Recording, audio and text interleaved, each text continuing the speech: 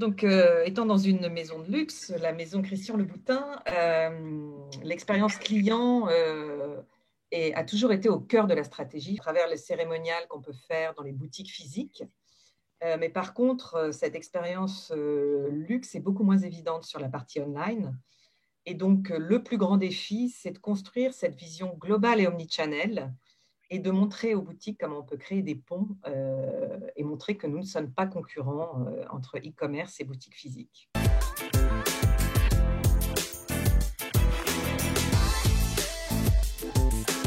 Alors pour mieux fidéliser, il faut s'organiser autour du comportement et des besoins de nos clients. Donc, le luxe a toujours été extrêmement product-centrique. Et il faut maintenant qu'on arrive à déployer une stratégie qui soit client-centric, omnichannel, et qu'on puisse les accueillir avec la même excellence et la même qualité qu'on l'a fait dans les boutiques physiques. Donc, il faut qu'on arrive à personnaliser l'expérience. Il faut qu'on arrive aussi à faciliter au maximum leur parcours d'achat, à fluidifier pour qu'il soit extrêmement simple et qu'il soit intuitif. L'autre point qui est très important, c'est évidemment le service. Donc, le service, c'est accompagner finalement nos clients sur leurs choix, les rassurer aussi, puisque c'est des achats extrêmement impliquants dans le luxe, mais aussi en développement des services premium, adaptés aux besoins de chaque client et donc personnalisés. Bref, l'objectif est d'humaniser cette relation online pour essayer de rendre cette expérience la plus mémorable.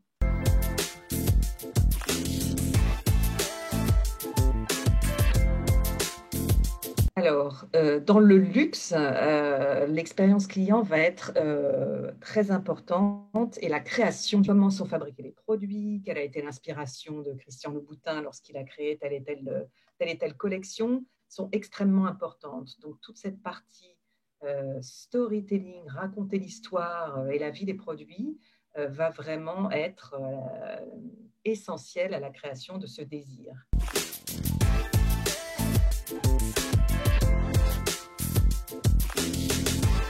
Le premier frein, ce sont les silos qu'il y a entre nos différents départements, et notamment entre les boutiques physiques et le e-commerce.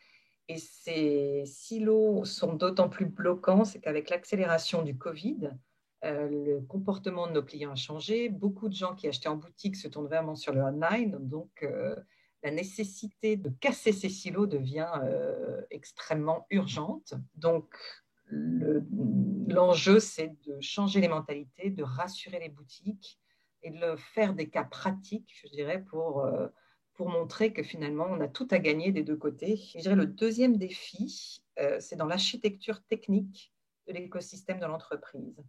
Finalement, tout là aussi a été construit de façon complètement isolée et devenir omnicanal et s'orienter d'un point de vue client, c'est construire des interfaces entre tous les écosystèmes et tous les outils techniques finalement que l'on a et que tout ça soit centralisé. Et malheureusement, ça prend beaucoup de temps, surtout si on veut que toute cette connexion se fasse en temps réel pour répondre aux exigences de nos clients.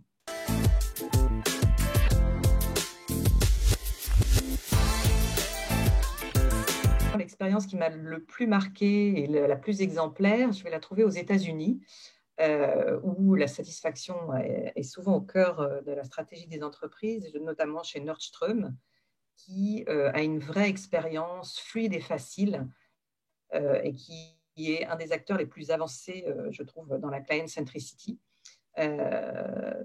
Sinon, personnellement, l'expérience récente sur laquelle j'ai été le plus marquée, c'est auprès de petites marques françaises qui ont aujourd'hui une communication très ciblée, une communication de proximité. Voilà, j'ai une amie qui a lancé une marque de pulls en mohair responsable d'excellente qualité. La marque est Katia Sanchez et c'est à travers ces communications que je me suis sentie la plus chouchoutée, je dirais. Voilà.